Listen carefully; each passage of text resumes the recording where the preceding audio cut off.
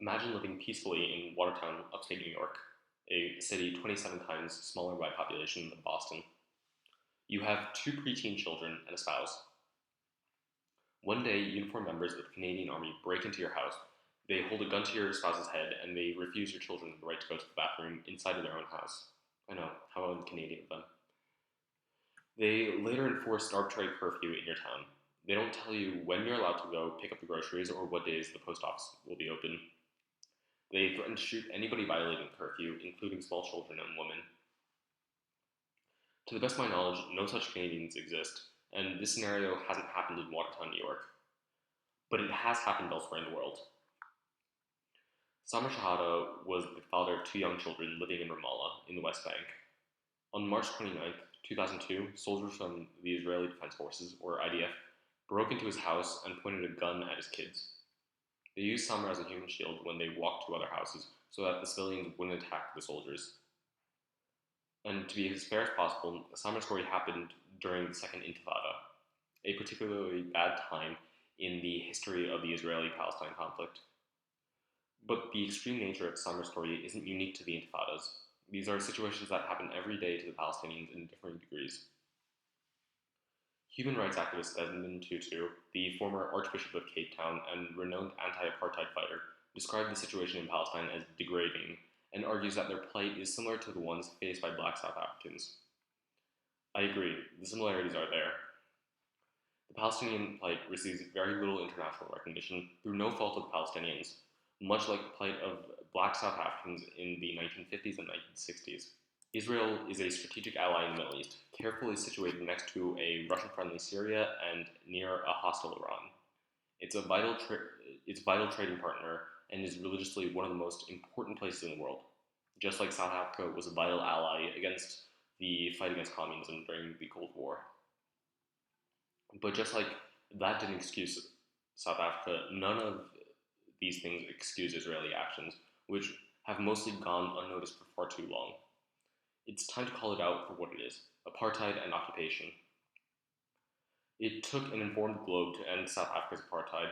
It took the efforts of countless people to inform the greater public across all countries of the intolerance and the abuse black South Africans systematically faced.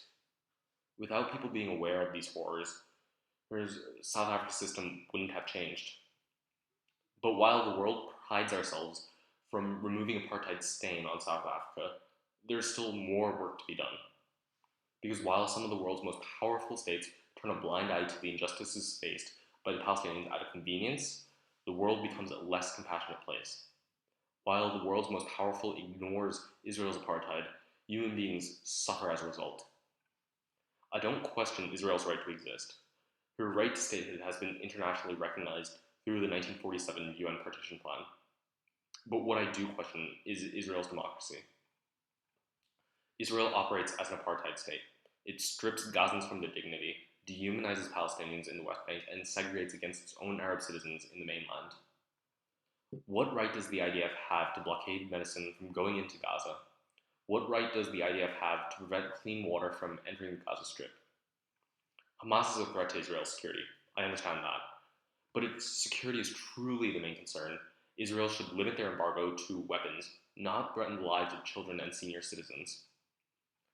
Israel continues to shut off the electricity to the Gaza Strip during unannounced times, even though it was Israel that destroyed the Gazan power grid in 2006 and has made no attempt to repair it, and in fact repeatedly bombed it, forcing Gazan electricity needs to become dependent on the desires of an unfriendly foreign military. In Gaza, the electricity isn't a matter of convenience, but a matter of survival.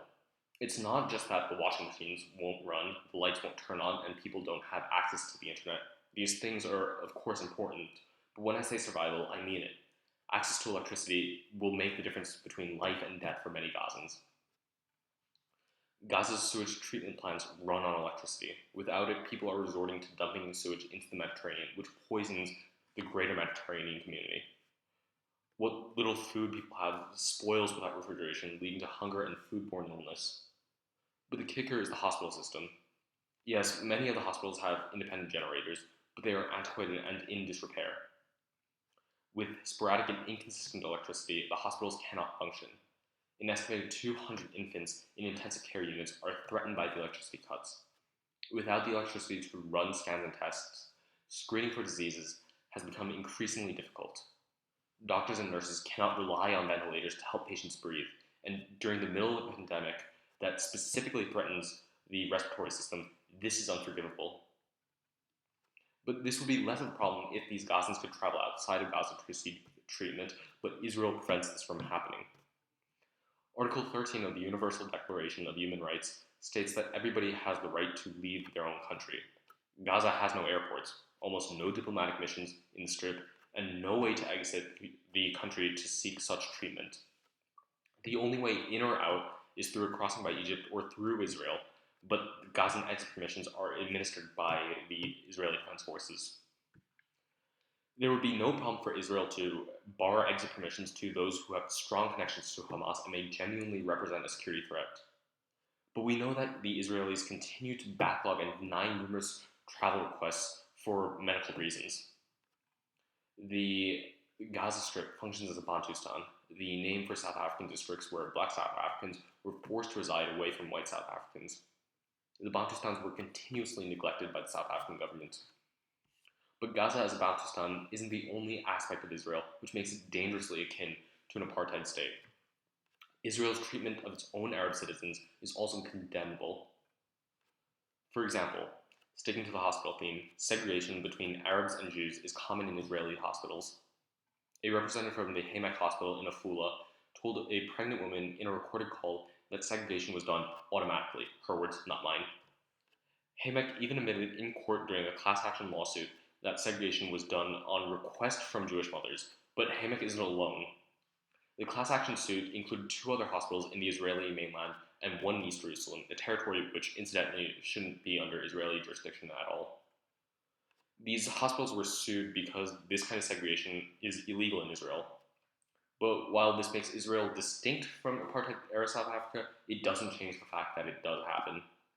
After all, racially motivated voter suppression and housing segregation took place in the southern US for roughly 100 years after the passage of the 14th and 15th Amendments. But it's not just hospitals where Israelis of Arab descent are racially segregated from Jewish Israelis. Housing segregation remains an issue in Israeli towns. With few exceptions, Haifa and Jerusalem being the most notable, most Israeli towns describe themselves as either Arab or Jewish. As the US proves, despite laws against housing segregation, desegregation still takes time. The Civil Rights Act of 1968 banned housing discrimination on race grounds, but segregated neighborhoods across the US are still prevalent due to systematic causes during the Jim Crow era. But this isn't Israel's situation. Israel's situation is that it is actively making it harder through legislation to desegregate neighborhoods. Yes, you heard me correctly. A supposed democracy is actively making it harder to desegregate neighborhoods. Within Israel's controversial nation-state law in 2018, Clause 7b allows already segregated communities to maintain segregation. To make matters even more difficult, the nation-state law was added to Israel's basic laws, a set of laws that operates similarly to the US Constitution. This isn't separate but equal. That notion doesn't exist. Segregated communities are the causes of disparities among Israeli Jews and Israeli Arabs in life expectancy and wealth. Arab communities receive less funding from the government than their Jewish counterparts. As a result, social services going to Arab locales are of lesser quality. Public schools in Arab neighborhoods are of lesser quality than public schools in Jewish neighborhoods. But it's not only segregation on the Israeli mainland that leads to an erosion of Israel's democracy. Israeli policies in the West Bank continue to deny Palestinians their human rights. It cannot be anything but apartheid when a government with power over 2 or more different sets of people chooses to grant and protect the human rights of one group, but actively encroaches on these sacred rights for the other set of human beings. Much of the West Bank has been under Israeli military occupation since the 6 Days War. All Israeli settlements in the West Bank are illegal under international law, specifically UN Resolution 242, which requires Israel to withdraw all settlements in the territories it did not control prior to the 6 Days War, including the West Bank and the Golan Heights. But this isn't the only issue with the settlements. Israel incentivizes migration to the West Bank settlements through economic policy. A third of Israeli housing subsidies goes to the illegal settlements. Bibi Netanyahu's government spends more per student on the settlements than Israel proper. As a whole, in 2014, Netanyahu's government spent double per citizen on the settlements than they did in Israel proper. This isn't only illegal under UN Resolution 242, it also dangerously approaches violating the Geneva Conventions, which are generally the guidelines countries follow for ethical military conduct. The guidelines of conventions are generally accepted to outline what is and isn't a war crime. And these conventions state that the occupying power shall not deport or transfer parts of its own civilian population into the territory it occupies. By incentivizing civilian migration to the settlements, Israel is arguably in violation of this statute, and there would have already been precedents in modern Mediterranean history. In 1974, Turkey received criticism from the international community for doing the exact same thing in Cyprus. The settlements are an extension of Israeli apartheid in the mainland. While Israelis illegally living on Palestinian land receive the protection of Israeli civil law, Palestinians living under Israeli occupation in the West Bank are subject to military law. Vast disparities exist between the criminal rights of Palestinian children in the West Bank versus the criminal rights of Israeli children on the settlements. Such blatant indifference to democratic principles must be called out, but discrimination in civil procedure is only one of the many similar disregards for democratic principles. Also among such neglect is the neglect of a free press. In 2018, Israeli forces injured 254 journalists and killed 2 journalists covering Gaza. The Committee to Protect Journalists announced that Israel had shot journalists in Gaza in 2019, despite these journalists being marked as press. Again, another violation of the Universal Declaration of Human Rights, Article 19. There are times when journalists are caught in crossfire. When 254 injuries are directly from Israeli fire and intentionally shooting rubber bullets marked as press are being committed by the IDF, this isn't an accident, and it spits in the eye of a so-called democracy. But surprisingly, shooting journalists is hardly the most egregious crime that the IDF has committed. If you recall, while I was telling Samer Shahada's story, I used the phrase human shield. These words were intentional and probably weren't hyperbolic. Those were the exact words used by Shahada's brother, Raja, a renowned Palestinian human rights lawyer, in his memoir of the Second Intifada, When the Birds Stopped Singing. The use of civilians to shield military targets from attack is illegal. The IDF very well knows this from the amount of times that Benjamin Netanyahu and his government has complained about Hamas's human shields. This isn't to defend Hamas's human shields, which are as equally reprehensible. But there's no justification for Israel's use of them, even if it was only during the Intifada. Thomas Aquinas' just war theory demands that the actions taken in warfare also be just. Intentionally endangering civilians isn't just and will never be just. And as much as Israeli use of human shields is illegal under the Geneva Conventions, so is the act of attacking these shields. Just because Hamas has rejected their obligations, it doesn't mean that Israel can ignore their own obligations.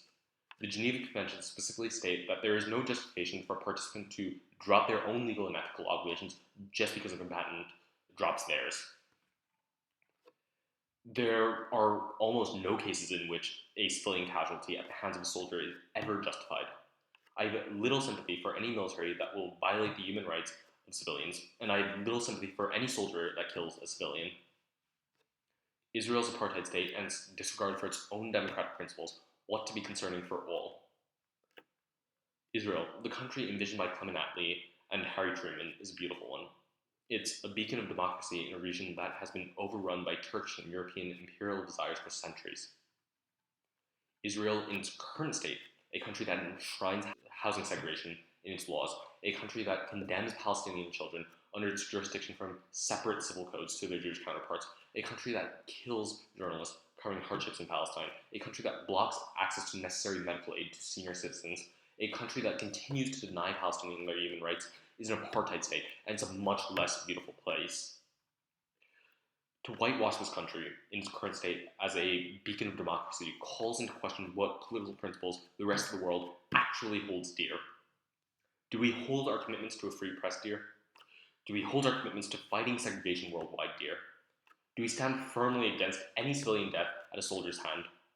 Do we stand firmly against the erosion of human rights regardless of who the perpetrators are? And if the answer to any of those questions is yes, then we must call out Israel's apartheid state for what it is. It's a choice between courage and convenience. The courage to fight the ethical way, the courage to fight for Palestinian rights, the courage to finally dismantle the yoke of 70 years of imperialism in the Middle East. Israel's apartheid state cannot continue if its own democracy is to survive. Thank you.